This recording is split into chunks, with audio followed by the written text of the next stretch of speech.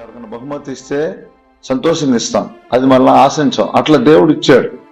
ఇచ్చిన దాన్ని ఉపయోగించుకొని ఆరాధించడానికి, సృష్టికర్త అయిన దేవుని ఆరాధించడానికి ఒక టీం లీడర్గా ఈ యొక్క దూతలందరికీ హెడ్గా ఉండి నడిపిస్తూ ఉన్నాడు. అందరూ ఇతని కన్నా కిందే ఉన్నారు. ఎవరు పైన ఉన్నారంటే దేవుడు మాత్రమే పైన ఉన్నాడు.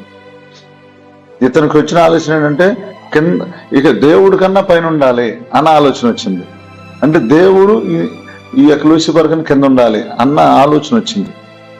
ఇది సాతాను ఆలోచన మాట.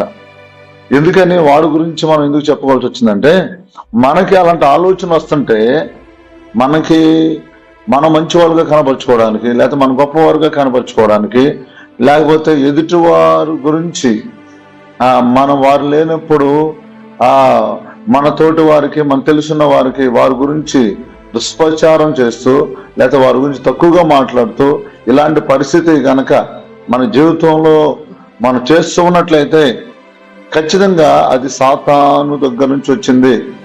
సాతానుడైన లూసిఫర్ కూడా అదే విధానాన్ని కొనసాగించాడు. దేవుడు కన్నా ఎక్కువగా ఉండాలన్న మనసు అతనికి వచ్చింది పిల్లారా.